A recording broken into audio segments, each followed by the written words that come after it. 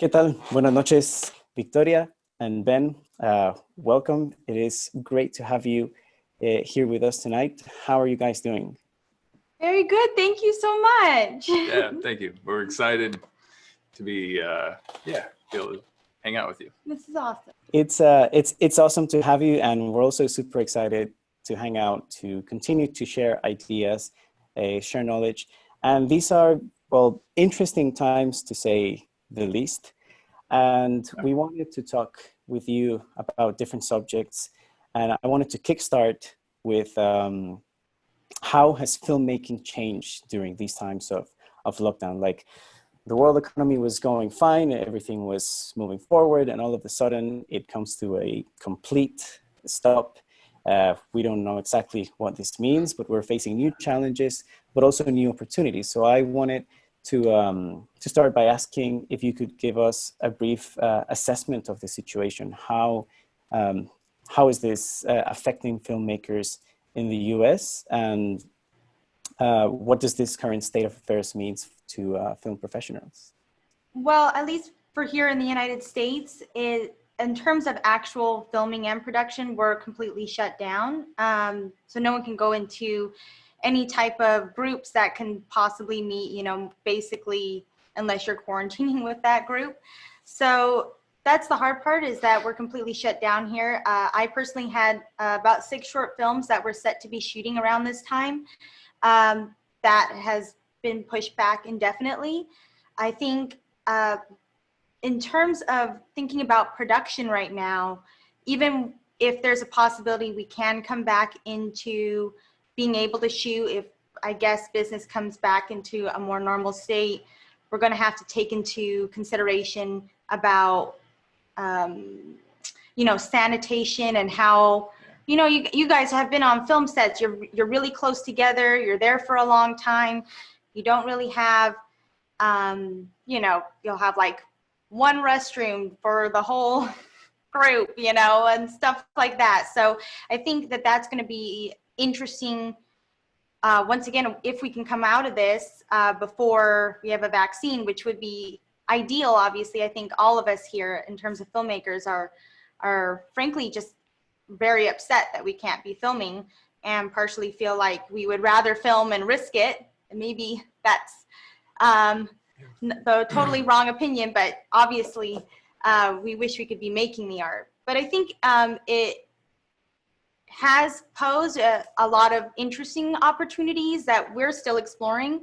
I was lucky enough that I had a couple films that I work as an editor as well, and I'm editing them now, and that just happened to work out. If you're in post, it's, frankly, life as usual in many ways. So that goes to show that post can carry on as the way it does. And so I think that it's thinking about how you can get the content and then bolster up post is some places that we've been thinking about going, but I'll let you.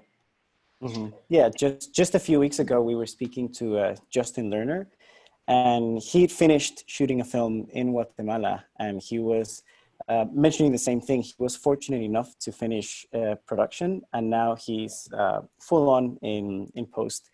Also saying that he was fortunate, and the film he was able to continue. And how about you, Ben? How are you experiencing the situation? How are you responding to the situation? It's well, I was pretty fortunate. I also think too, as context to both of our experience of how it's affected the industry is, we're both in the independent world. We're indie filmmakers. I'm not in the union, be it the local 600 or 728 or, any of the other guilds.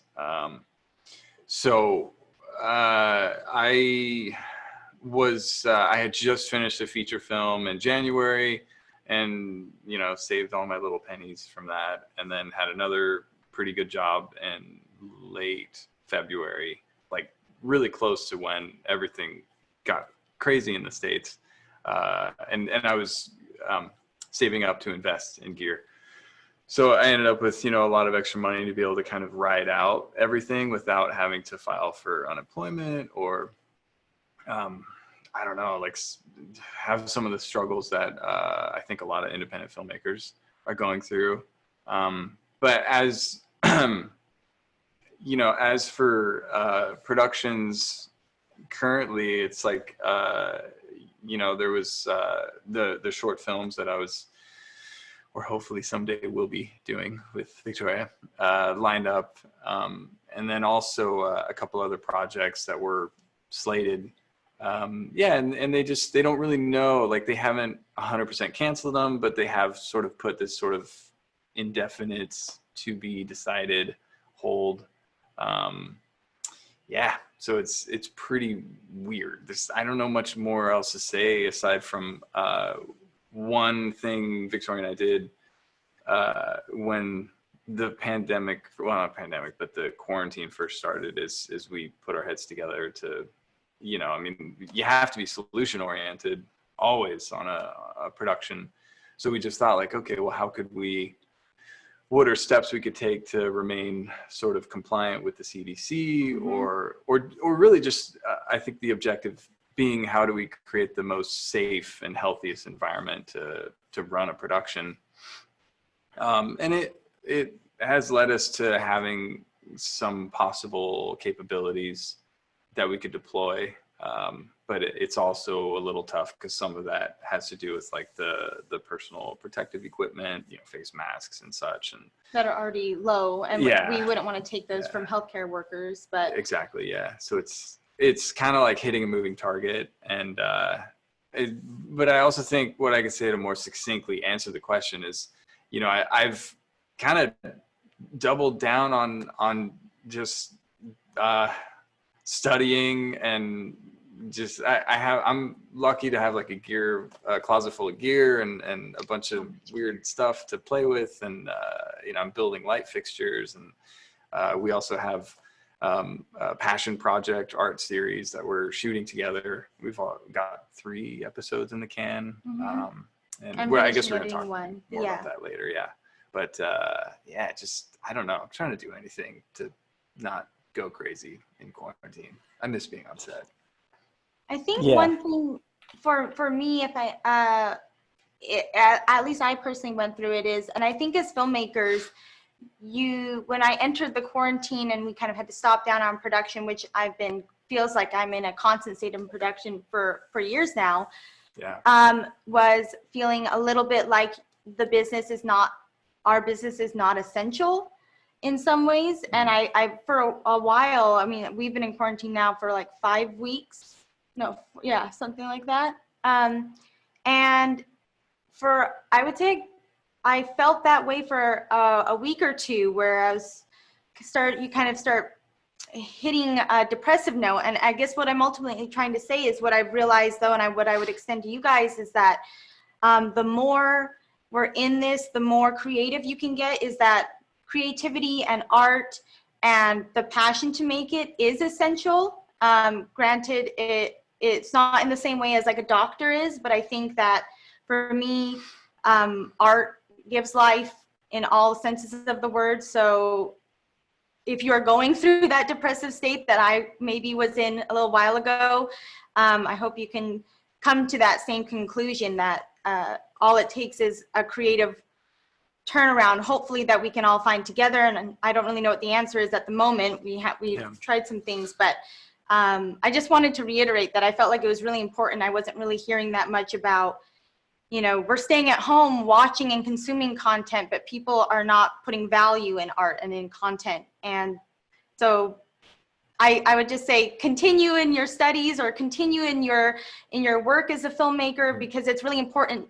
It's, you know, humanity is art, and I think that gives us reason. So yeah, well, and also it's kind of like the you know, struggle creates meaning, hardship, you know, and I know for me, whatever happens, however long this lasts, man, when the day comes that I'm on set again, like I'm gonna appreciate it in a whole new way that I wouldn't have before, because it's been taken away. And I think that's kind of what you're getting at, is like, yeah, whatever you are experiencing, it is unique and it's worth expressing.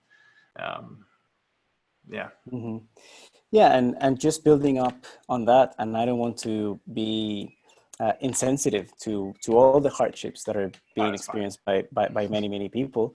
Um, this can also be a time of opportunity. I've heard stories about Isaac Newton or William Shakespeare writing a play, maybe Macbeth, maybe I'm getting it wrong, but people who have experienced quarantine in a similar way that we have, and they've chosen to take this downtime and make it into a lifetime, a creative time, a time to explore and reflect, and maybe as you were saying, like have some time to experiment with different toys or with different ideas, and do the things you couldn't do in your day-to-day life, given how busy we all are. And I wanted to ask you, like, what opportunities do you see that filmmakers can take, taking advantage of the current situation and thinking of ways of moving forward? Yeah. Well, I just a small thing, but I'm curious to your thoughts.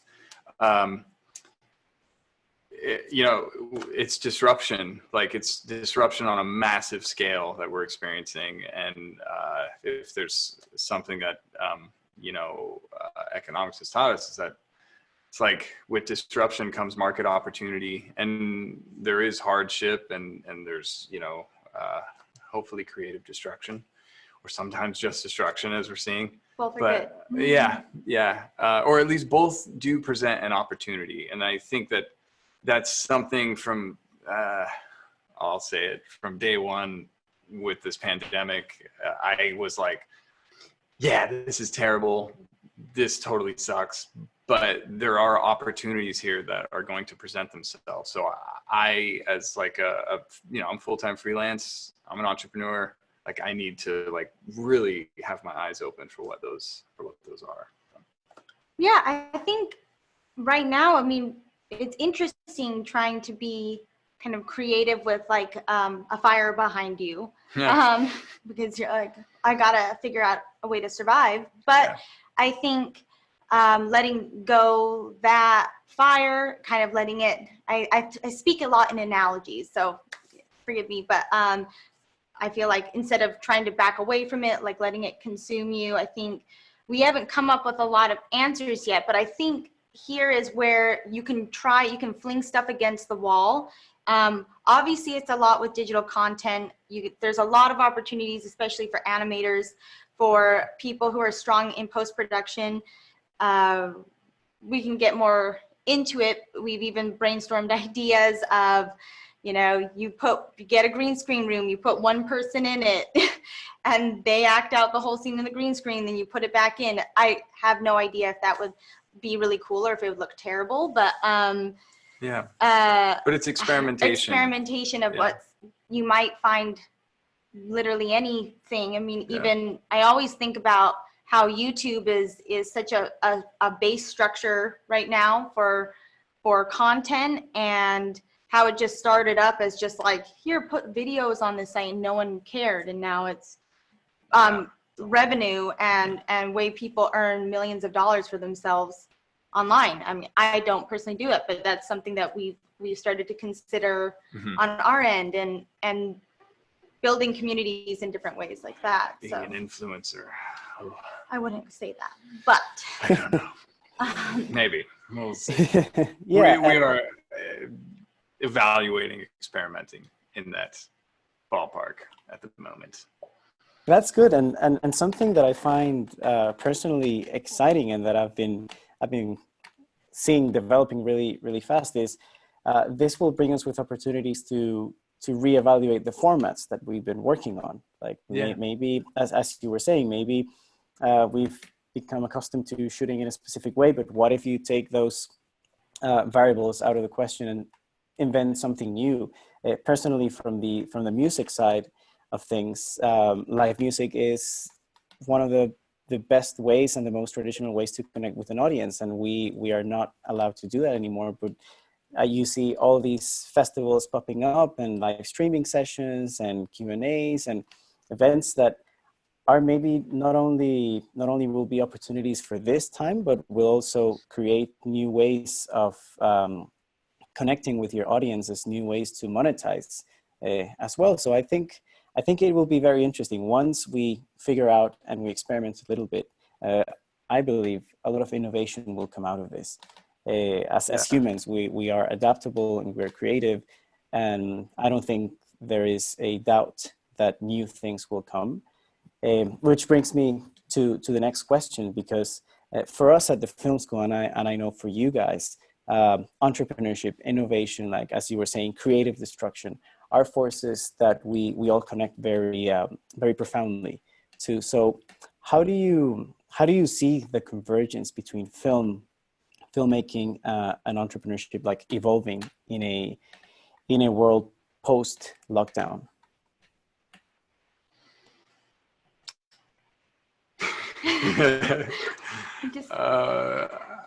Well, I know I guess I think kind of probably what you guys are thinking as well is that I always wanted to know what it would feel like to be, and honestly, this probably can't really relate, but what it felt like for our grandparents, maybe mine more, but coming out of like a large world war, and what it meant to, and I kind of hate making this analogy because I don't believe they're analogous at all, but I feel like it must have felt a little bit like the Wild West, like American Wild West. And I guess what I would say in terms of like film and entrepreneurship, I think when we know for sure that film and visual mediums are how, in my opinion, the best way to get across emotions, to help someone see a different point of view, to get across an idea without, telling them to read it, and they must understand exactly from your way. You step into someone else's body and understand it. And so I think in terms of entrepreneurship, there's a lot of ways in terms of helping other communities through film to help understand each other. I hope that our regulatory systems allow for advanced and expansive innovation, meaning both in tech, both in how you disseminate content. It's really interesting. I think even right now, even before this pandemic, it almost felt like technology has been moving faster than even all of our systems can even properly keep up with.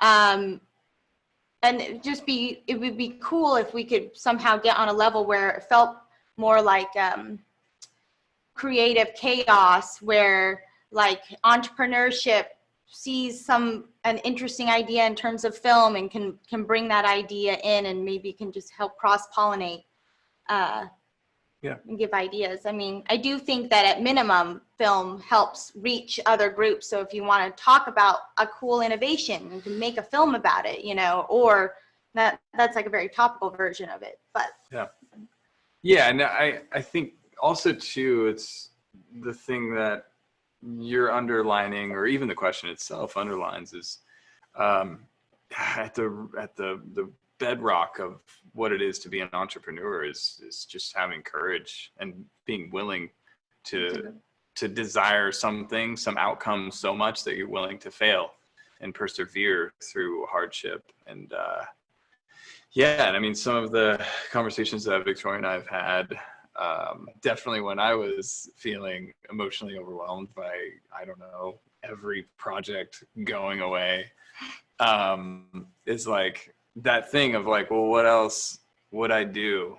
And we're talking about that. And I think we both have oscillated between like, I don't know, what would it be? Let me think about that. And then the other would be like, no, absolutely no, I will not do anything else. Like, this is it. I can't not be a filmmaker. Like, this is my life, and I think that it's kind of, what I'm getting at. It's like that feeling, like whatever it is you are, whether it's a yoga teacher or business operations manager, it's like, if you have that desire to achieve what you envision, and you're willing to iterate and be creative and stuff. Something that I think, going off of that, that both of ours tied into in terms of the courage, is I've been, especially even with our art series, I've been working on being okay with mistakes and learning from them. It's very difficult as a filmmaker to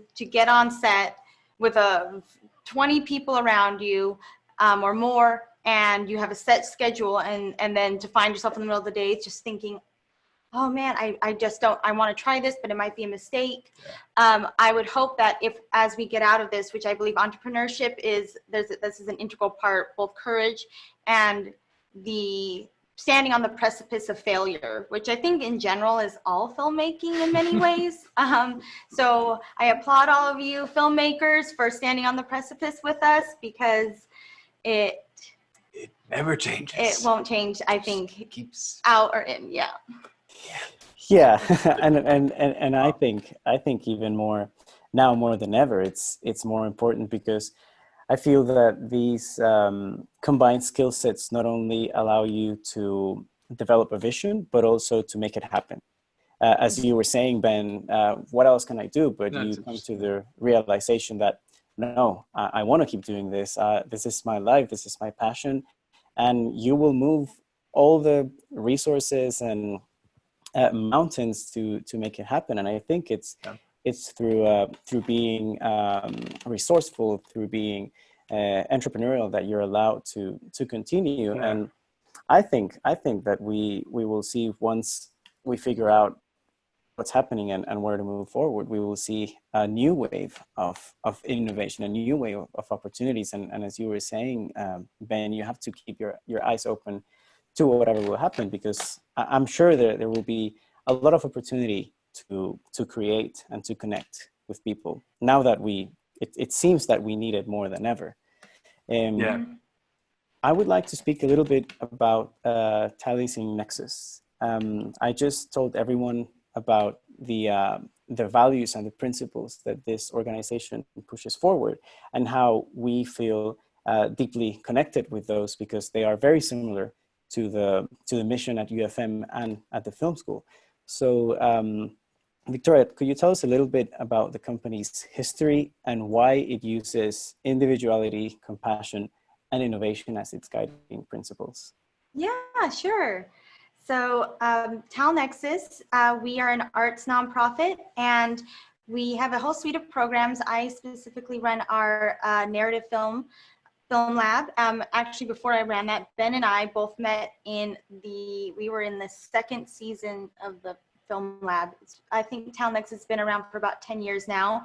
The founder is Patrick Riesenover. You may or may not have met him. Very tall, boisterous man that is kind of unforgettable. With a great accent, Southern accent. But the focus of TalNexus is, I like to use my own words in this sense, where we like to promote the individual, the idea of being unique, the idea of individuality, that what you have and what you want to do in your life is important. And those types of stories are what we like to tell. And I think the reason why we focus on values rather than like a system is because values are malleable and are cross-cultural. You know, it's impossible to make a film.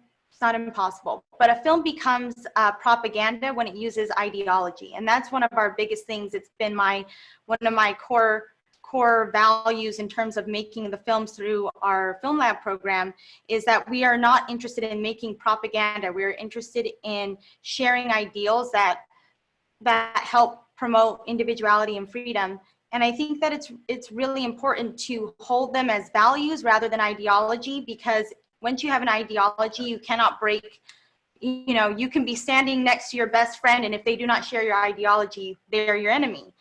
But if you have complementary values, which doesn't matter if I'm standing next to someone who has a completely different ideology, we want to share innovation, we want to share community, we want to share these things. And if we can speak about those values, then usually we find that the films become well-rounded, that your ideas, the way you can speak to people, become more nuanced. And so we use these values very much in storytelling, and I use it in general whenever I think about writing stories or directing them. and producing them, because it's important to always, it helps you cross-check yourself, that because, you know, sometimes you get so fired up about your idea, and then if you can use one of these values to help yourself see, oh, I'm not sure if I'm giving the other side a fair chance. And that's, when you really look at like the best movies out there, they don't say one side is 100% the right side or not. They open it up for decisions and lend an emotion. I think the big thing is just allowing a well of emotion that a film can let all the audience sit in. And I know this is a lot about values, but they're really important to decide what your values are as a filmmaker. And that's why we carry these values. So when you're a filmmaker and you come through our program, if you and I are having a disagreement, we always take it back to the values and say, okay, is this really something that promotes community? Is this something that promotes innovation? And then frankly, it becomes pretty clear at that point. So you were talking about Tiger King. I was talking about Tiger King. Yeah. All that nuance, employing values.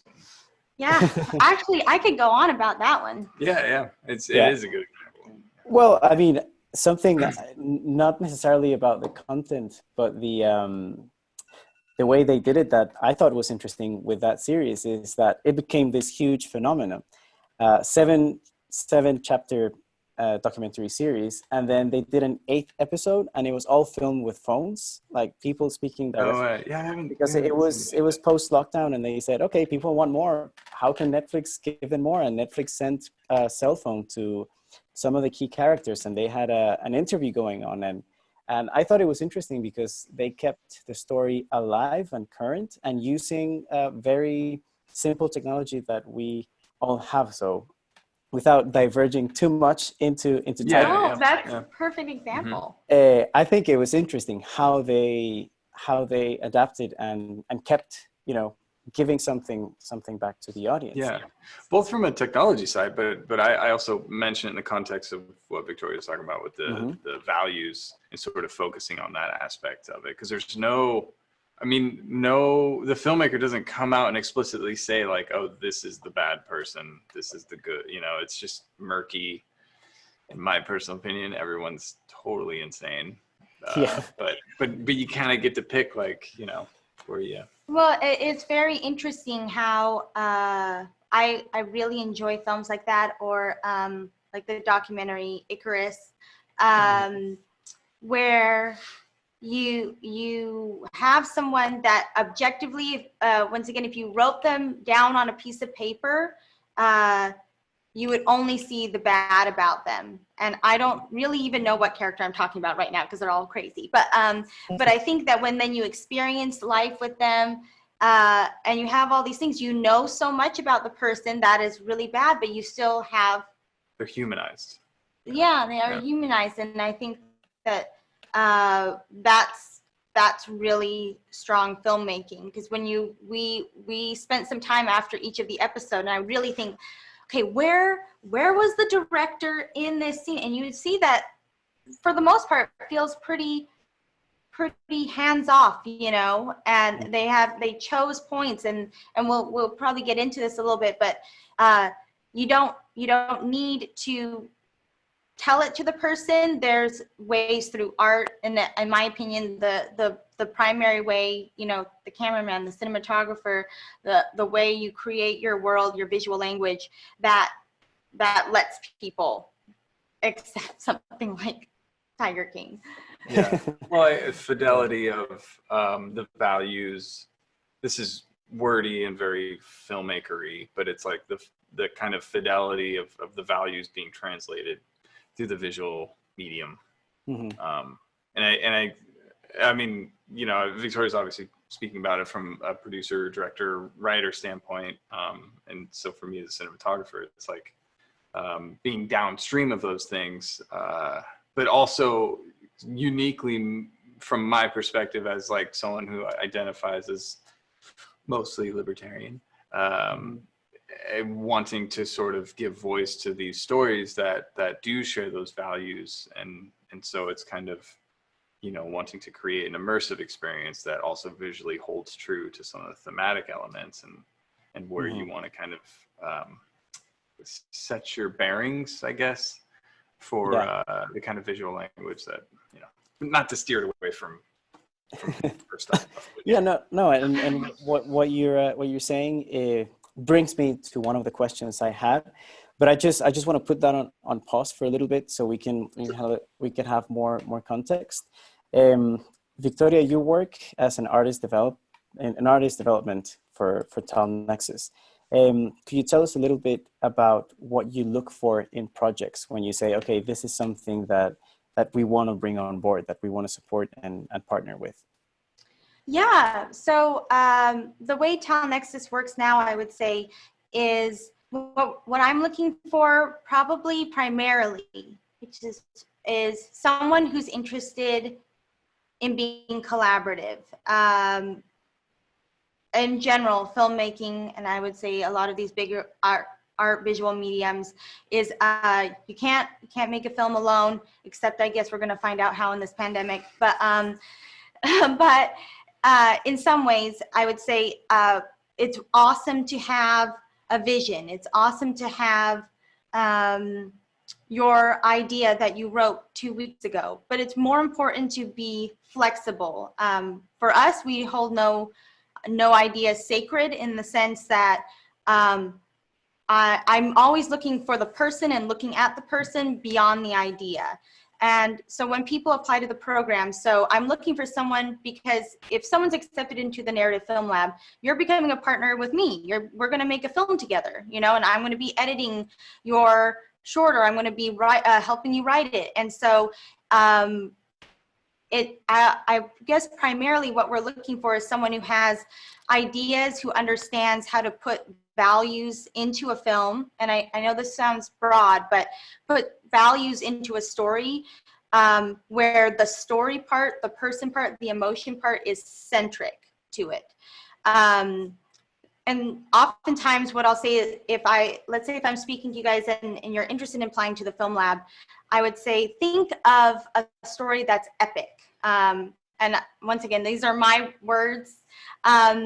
But I always say, give me your epic, because epics give you that feeling inside that's that inspires you, that is kind of like the greatest thing you can think of. Granted, of course, we have very small budgets, but that's stuff that you can pare down later. So the main thing, I guess I would say in short, is that I'm looking for collaborative, idea-driven, artistic person who has ideas that that can like transcend across different worlds. You know, I get a lot of submissions where, and there's nothing wrong with this type of movie. They make a lot of money, but you know, like an internal family drama, maybe about, you know, the dad's getting divorced from the mom. And that's a great story. I have no idea or if you can write it perfectly, but for us here at Talent Nexus, we want something that makes you want to be a better person, and that's why we tend to choose stories that vary drastically in genre. We do a lot of sci-fi because we like the artistic ability that you can just choose your world and kind of in a Black Mirror type way choose what type of kind of authoritarian structure that we're in. We like doing period pieces. We've done horror, which I think, as I'm sure you guys have heard, you know, horror breeds fear and comedy breeds trust. And so we tend to err on the genre side because I believe it hones in on the emotions that you're trying to tell. So I guess that was a really long way of saying good stories, but more if you can be flexible in your stories with collaborative people and be willing to keep it value centric rather than ideological centric.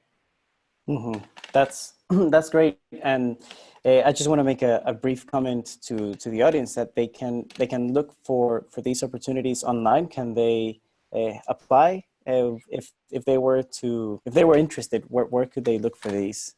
Yeah, absolutely. So right now we are accepting applications. I have no idea if we'll be able to go into production with any of these, but you can find us at talnexus.com, and we are the Narrative Film Lab, at least my program. We also have a doc film lab that would be starting up, I believe, early next year, that works similarly. And we have a couple other suites of programs where we have fellowships where you get a writing mentor and you write the first outline of your feature script. We also work with production companies and have internship opportunities. So we're pretty small, and so right now we're kind of in this hiatus zone, but the website is accepting applications, and I can put my email down in here. Feel free to give it out. I would be happy to talk to any of you if you're interested. Excellent, thank you. I want to move to a few. We have a few questions from the audience, and I'm a little bit conscious on time, so if it's okay with you, I'd like to move to a few questions, and I'm going to start with the first one. It's a question by Pablo, and it's for Ben. It says, Ben, as a cinematographer, what are some ways in which you are experimenting in your photography or cinematography while staying at home? Are you taking advantage of the situation to experience other branches of film? Yeah, we are. It's like, I don't know where to start because there's so many things that we have. Well, just by we chance. collaborate obviously a lot, but yeah, go ahead. Well, I was gonna say Ben's question, and I'm answering, I guess. Typical director. But we actually by chance had started, as I mentioned, this art series where the focus was being on set, where basically, frankly, it's just us two or maybe a couple other people, and we want to discover art, not just come in there and be like, I have the perfect art idea. You know, I'll go in there, make a mistake, pivot, and it's not rushed. We set up our own lights, we do it ourselves. So in some ways we've already come up with our own pandemic version of testing. And the point was also for Ben to be like, oh, I've always wanted to test this prism. I've always wanted to test this, whatever. Yeah. So to put it succinctly, I think it's through having passion projects like what Victoria and I are experimenting with or actively doing, that the passion project concept caters to a lot of experimentation and failure, tolerance for failure. And I know in a previous interview, the way you put it, the way Victoria put it, that was really good, was like, oftentimes on set, now I'm like paraphrasing you, whatever. But you remember, it was like on set, usually during production, it's like time is really expensive. Everything costs so much money, and you don't really have the opportunity to experiment in a way because just, dollars are burning. Whereas with our production, we keep the resources finite, but we're sort of in the position of having a lot of resources, so we can, and some of the things that Victoria has told me before we shot these things is, you're fired. No, I'm kidding.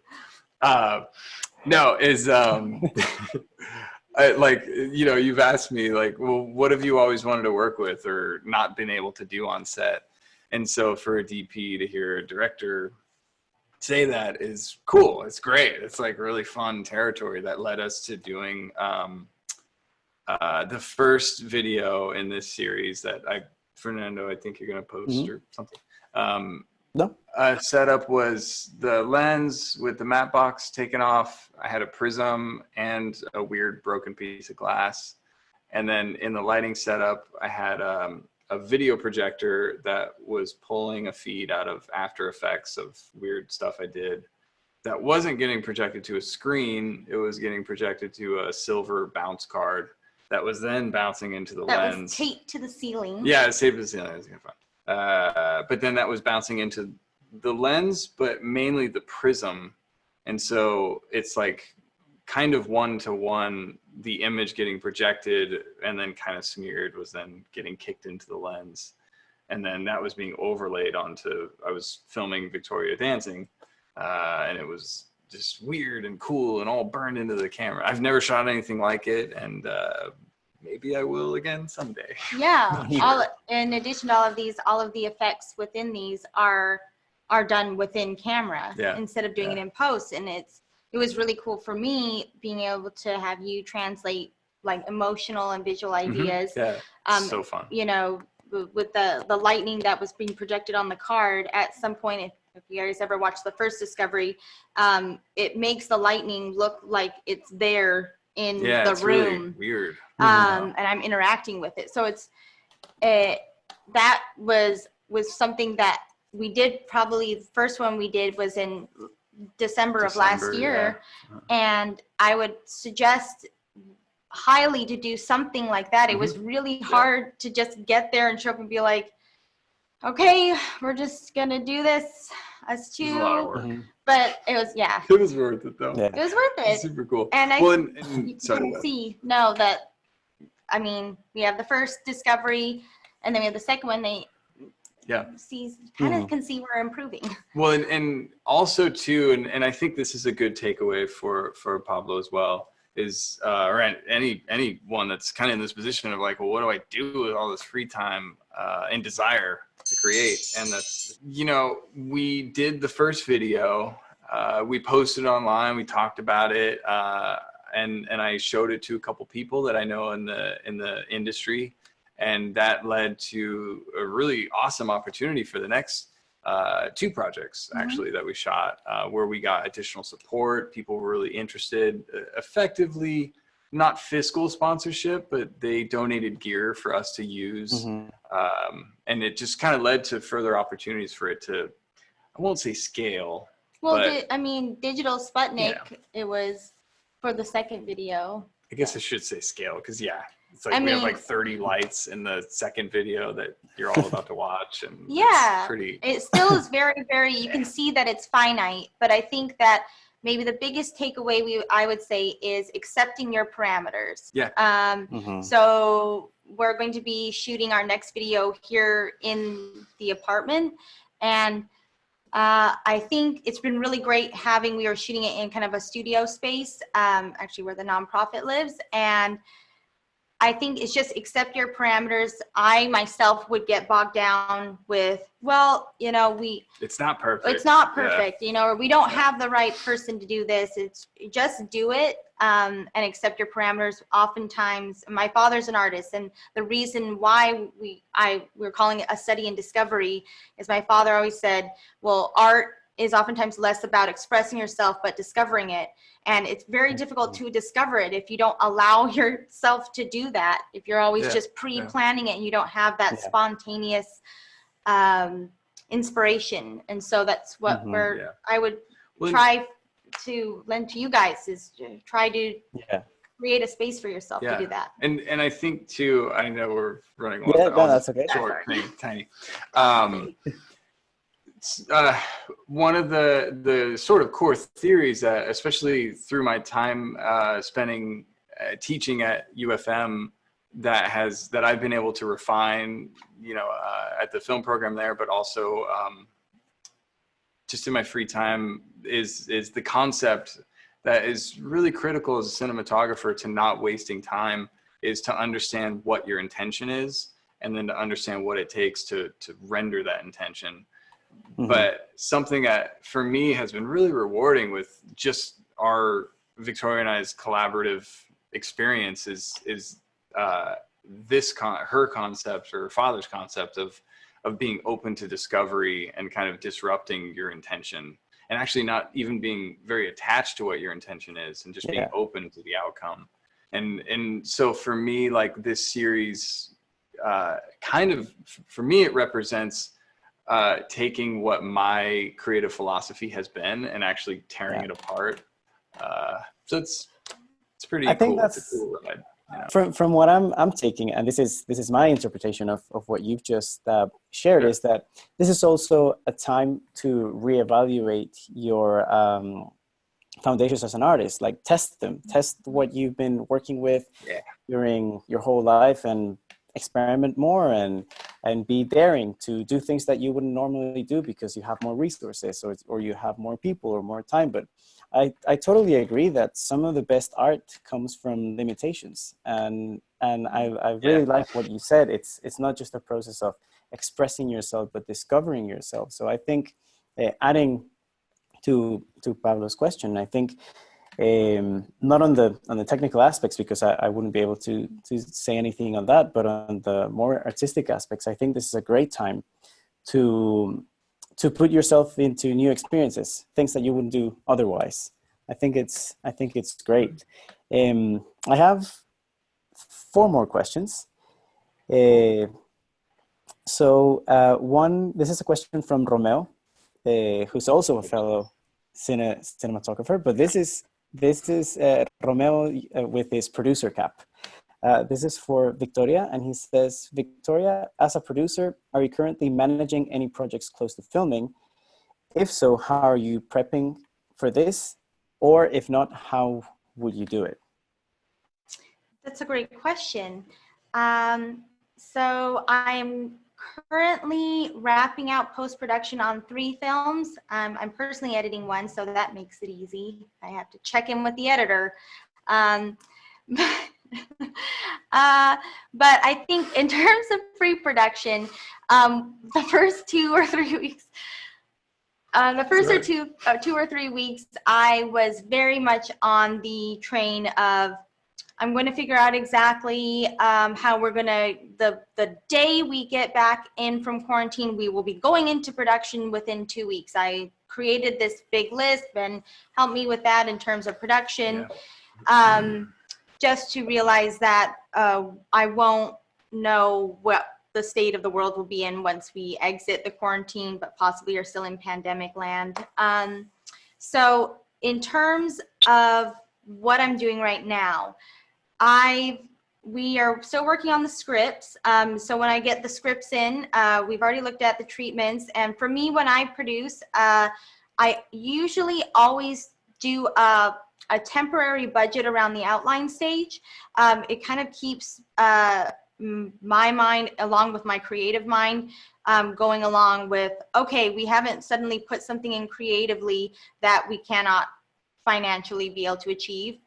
And so we already have kind of those line items right now. So if you're considering going into production for something, I would highly do temporary budgets. I always do them. This is like kind of like an unpopular opinion because everyone doesn't want to do a budget till after the script is locked.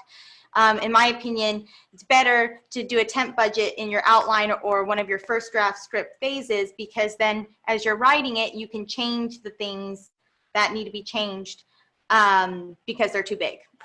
Probably we've had loads of films do that. I mean, we had a film called Empty Skies, and part of it took place on a mountain. And then after I thought about it for a while, I was like, we are not going to be able to go up a mountain on this in 2 days. So neither here nor there. I would say that that's the stuff right now that I'm thinking about and brainstorming on.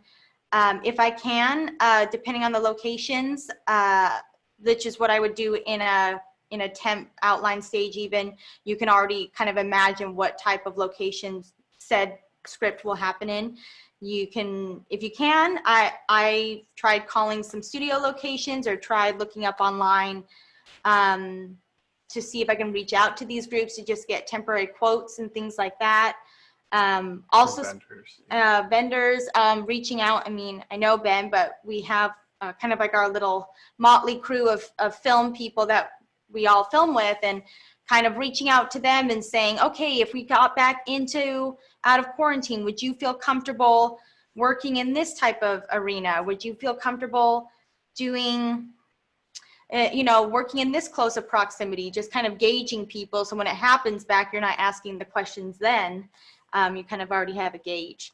So in data that you're gathering there helps inform the logistics or maybe even creative decision making. Correct. So if you have a fight scene in a sauna, might not be the best time of their That would be a distance. very interesting story. But I think also, My new script. you know, one of our 6 films that we are planning on shooting, one of them we've already decided to turn into an animation.